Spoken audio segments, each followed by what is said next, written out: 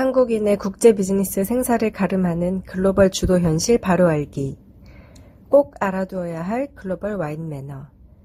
지난 시간에 이어지는 내용입니다. 바로 이 장면에서 매튜 본 감독의 발칙한 장난기가 발동해 그 암시를 눈치챈 관객으로 하여금 포복절도하게 만듭니다. 바로 공주가 갇힌 감옥문의 비밀번호입니다. 역시 왜 하고 많은 숫자 중에서 하필 2625일까요?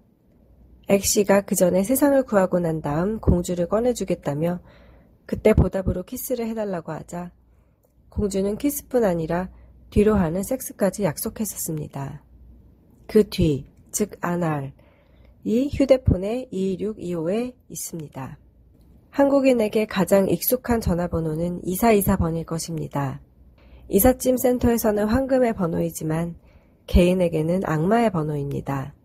사실 사자를 싫어하는 것 외엔 생활 속에 숫자와 관련된 터부나 에피소드가 그다지 많지 않습니다.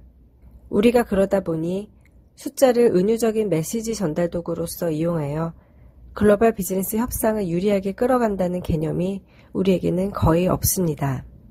노태우 전 대통령의 프랑스 파리 방문 때의 일입니다.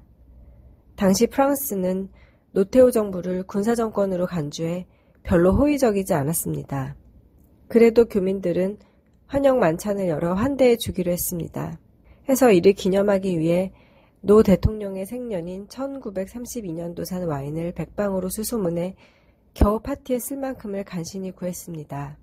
그런데 만찬이 끝나도록 대통령은 그 고풍스러운 와인을 마시고도 눈앞에 놓인 1932 라벨 붙은 그 와인에 대해 한마디도 언급하지 않았다고 합니다. 와인 문화의 무지한, 상대방의 노력과 정성 자체에 아예 무관심한, 현지 교민들에게 엄청난 실망감은 물론 좌절감을 안겨주고 이어 양국 간 모처럼 조성해 놓은 화합 분위기에마저 무식의 소치로 찬물을 끼얹은 것이었습니다. 물론 다른 역대 한국 대통령들도 무지한 와인 소양, 와인 매너 때문에 숱한 정상회담, 현지국 대민 행사, G20 등 각종 글로벌 무대에서 부지기수로 망신을 당해왔습니다. 그 구설수들로 인해 기업과 국민이 피땀 흘려 이룩해 놓은 세계 무역 10위권 대국 코리아의 국격이 심히 훼손되었을 것임은 불문가지이겠습니다.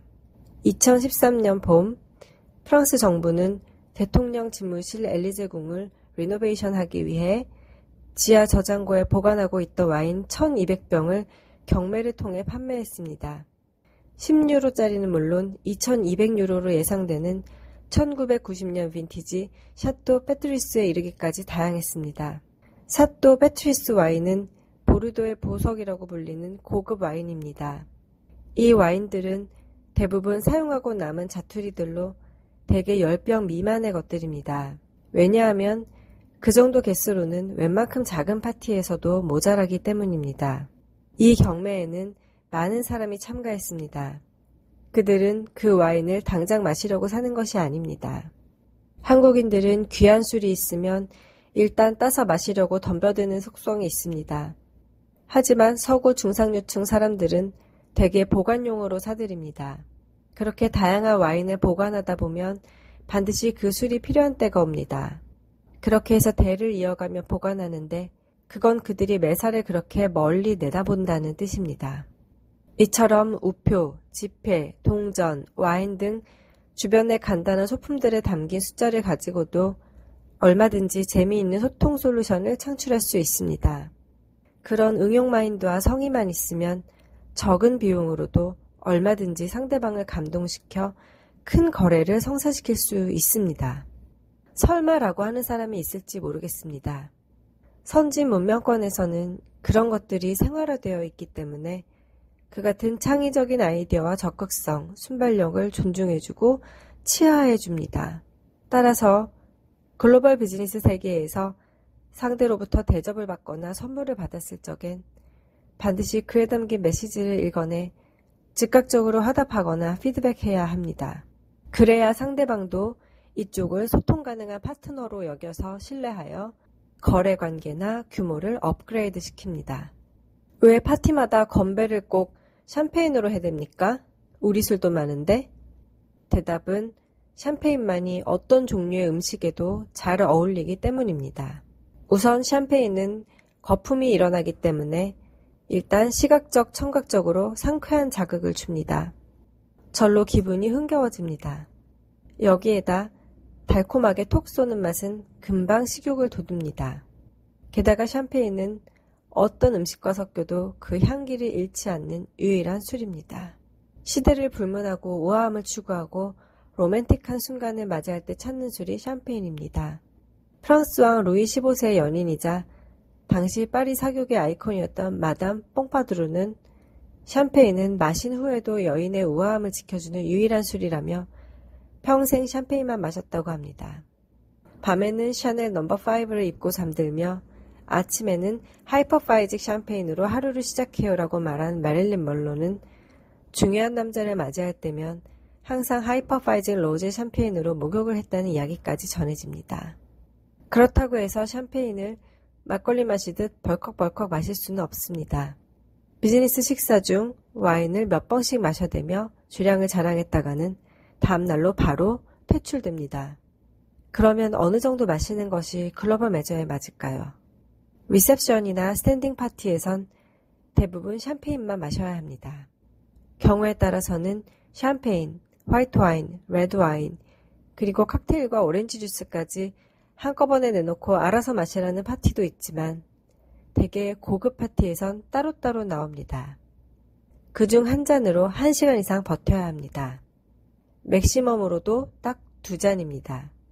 공짜라고 3잔 이상 마셨다가는 상업적 신용은 그날로 끝입니다.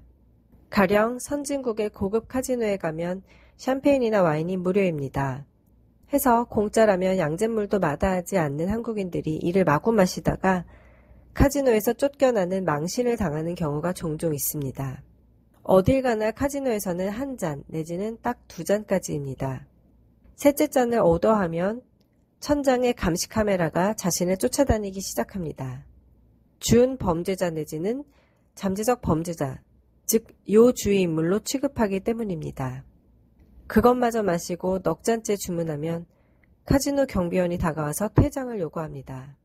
그 사람은 영원히 그 카지노 출입 금지입니다. 그리고 그를 데리고 온 회원도 3년간 VIP 클럽 출입 금지입니다. 1층 슬로번 신장에도 1년간 출입 금지 당합니다. 그 사회의 주류라면 대개 1층에서 놀지 않습니다. 고작 술에 망가질 정도로 절제력이 없는 사람이라면 술, 섹스, 돈, 권력, 뇌물, 청탁에 쉽게 무너질 것은 불문가지입니다. 그저 상대방의 약점으로 알고 철저히 이용할 뿐입니다. 간혹 한국에 온 비즈니스 파트너를 룸살롱에 데려가 막 퍼먹이며 한국식 어글리 매너를 가르쳐 오염시키는 경우를 보게 됩니다. 그들이 이색 경험을 재미있어 한다고 해서 좋아할 일이 아닙니다. 그런 몰지각한 짓으로 형성된 관계는 절대 오래가지 못합니다. 그것은 진정한 호스피탈리티가 아닙니다. 글로벌 매너로 그들을 대하고 사귀는 법을 모른다면 차라리 우리의 전통적인 매너로 상대를 존중하려고 노력하면 상대도 진정한 관계를 만들기 위해 노력합니다.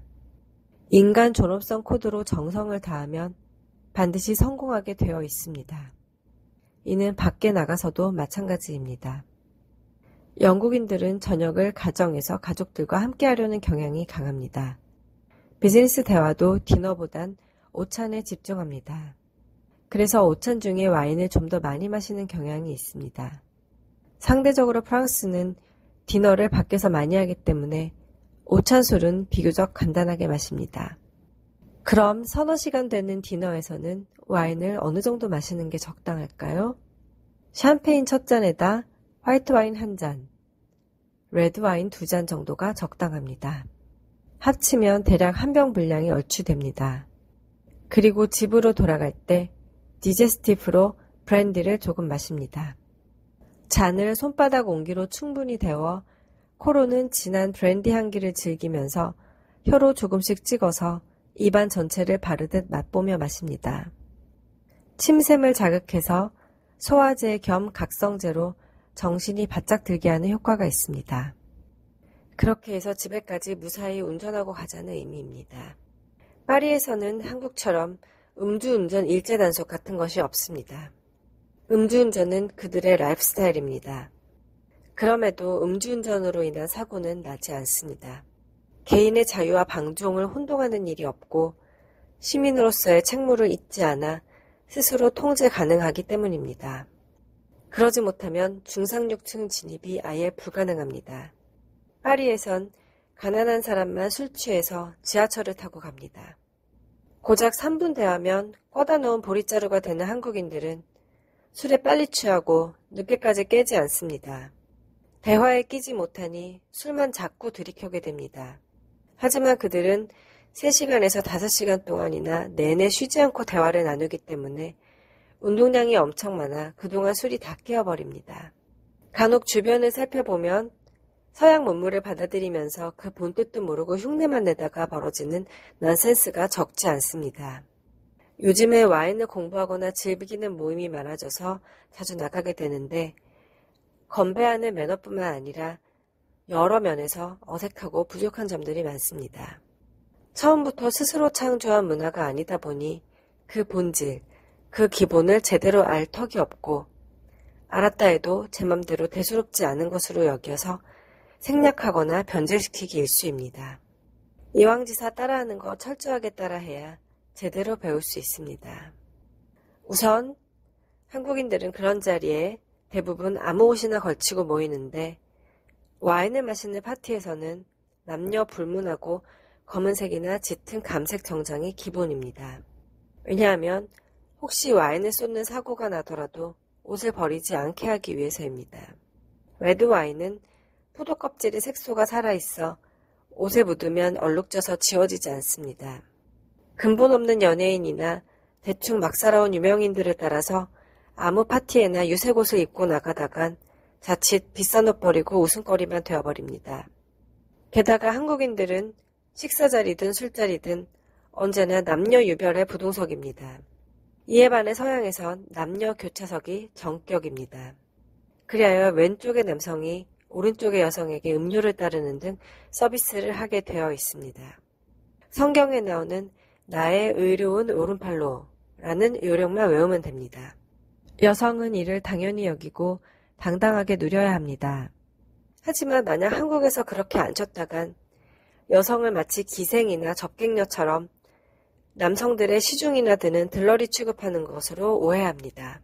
문제는 이런 식으로 살아온 한국 남성들이 해외에서의 식사 테이블에서 옆자리 여성에 합당한 관심을 두고 서비스하고 제대로 케어하지 못해서 신사로서의 이미지를 구겨 비즈니스를 망치기 일쑤라는 점입니다. 수년 전부터 한국에도 와인바람이 불어 소믈리에가 사회 명사처럼 언론이나 잡지에 자주 오르내리기도 하고 어떤 사교 클럽에는 정식 회원으로 가입되어 있기도 합니다. 이건 넌센스입니다. 소믈리에가 사교 클럽 회원이 되는 나라는 전 세계에서 한국밖에 없습니다. 소믈리에는 와인 담당 웨이터일 뿐입니다. 한국 같은 와인 후진국 술꾼들의 삼류 모임에서나 있을 수 있는 일이겠습니다. 와인에 대해 아는 것도 중요하지만 더욱 중요한 건 와인 매너입니다. 비즈니스와 연결시키지 못하는 와인 지식은 술꾼에게나 필요할 뿐입니다. 킹스맨을 따라 더블스투를 맞춰 입고 옥스퍼드 구두에 브리그사 우산을 든다고 신사가 되는 것이 아닙니다. 제 아무리 뛰어난 소믈리에라 해도 킹스맨에 나오는 와인은 소개할 수 있을지는 몰라도 왜 그 장면에 그 술인지를 설명하기란 쉽지 않을 것입니다. 와인의 세계를 3단계로 나눈다면 소믈리에는 맨 하층에 속합니다. 한국에서는 이들이 와인 매너를 교육하는데 이는 돌쇠가 이도령을 가르치는 꼴입니다. 그래서 청년들 교육을 다 망치게 됩니다. 파리에서는 점잖은 집안 도련님들이 나이 많은 소믈리에를 보고 가송이라 부르며 하대하는 경우를 종종 볼 수 있습니다. 웨이터나 소믈리에 등 서비스 업종 종사자 내지는 경력자들에게서 배운 매너는 금방 티가 나기 때문에 아무리 돈이 많고 벼슬이 높아도 귀한 대접을 받지 못합니다. 다음 중층에는 와인 생산자들과 유통업자들이 있습니다. 그리고 맨 위 상층에 어피니언 리더들과 명사들의 사교 클럽, 와인 클럽이 있습니다.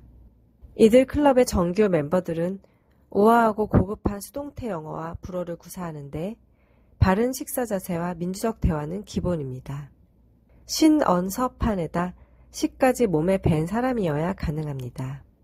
여기서는 돈보다 대의 명분, 그리고 사람을 더 중시하기 때문에 멤버가 되면 살면서 겪게 되는 웬만한 문제나 어지간한 재앙은 다 넘어갈 수 있습니다. 와인 매너는 바로 여기서 배워야 전격입니다. 세계적으로는 국제 와인 협회가 대표적인 클럽입니다. 각국의 브랜치가 있습니다. 하지만 아직 한국에는 없습니다. 그 외에 중요 사교 클럽으로는 다보스 포럼이 유명한데 여기서도 이너서클에 들어야 합니다.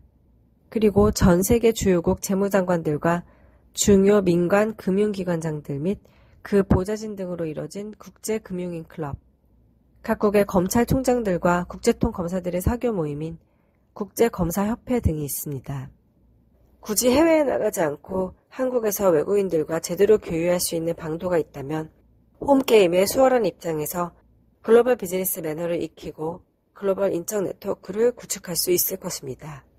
바로 서울클럽입니다. 우리나라 최초의 사교 클럽으로 대한제국 고종황제의 칙령으로 만들어진 로열클럽입니다. 당시 고종은 조선이 사는 길은 외국 사람들과 교류를 본격적으로 추진해 친화 네트워크를 대폭 확대하는 길밖에 없다고 판단해 이 클럽을 연 것입니다. 지금은 9548 클럽 자리 신라호텔 옆에 있습니다. 서울클럽의 대표는 전통적으로 외국인이 맡았습니다.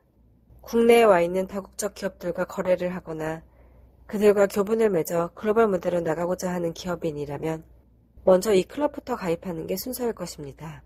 가입하는 방법은 회원권을 사는 것입니다. 이곳에는 도서관과 수영장도 갖춰져 있어 자녀들도 일찍부터 글로벌 시야를 확대시켜 줄 수 있습니다. 고액 과외만 시켜 아무리 좋은 대학을 졸업한들 글로벌 시야와 글로벌 매너를 익히는 것에 비할 바가 못 됩니다. 현명한 부모라면 자녀를 이런 곳에 보낼 길을 트기 위해서라도 회원권에 투자할 것입니다. 전 세계 유명 도시마다 훌륭한 사교 클럽들이 반드시 있습니다.